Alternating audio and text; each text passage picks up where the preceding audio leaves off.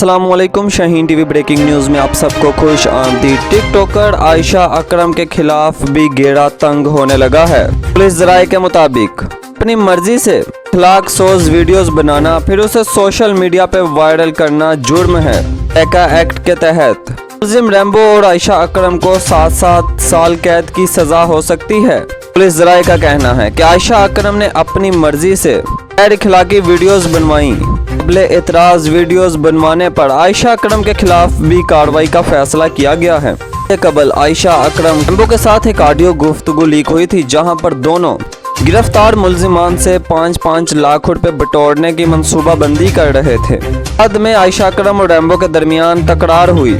आयशा ने पुलिस में जाकर रैम्बो के खिलाफ मुकदमा दर्ज करवा दिया और बताया कि पिछले 1 साल से मुझे ब्लैकमेल कर रहा है, अब तक मुझसे 10 लाख रुपए हथिया चुका है। इसके बाद पुलिस ने मरकजी मुलजिम रैम्बो को गिरफ्तार कर लिया था, लेकिन अब आयशा अकरम के खिलाफ भी घेरा तंग हो रहा है। दूसरी जानिब senior anchor person Iqrarul Hasan ने भी आयशा अकरम को बहन कहने पर पूरी कौम से मुआफ़ी मांगी है। उनका कहना था कि हम सिर्फ को रिपोर्ट करने गए थे, लेकिन आयशा अकरम की मंसूबाबंदी का इल्म नहीं था।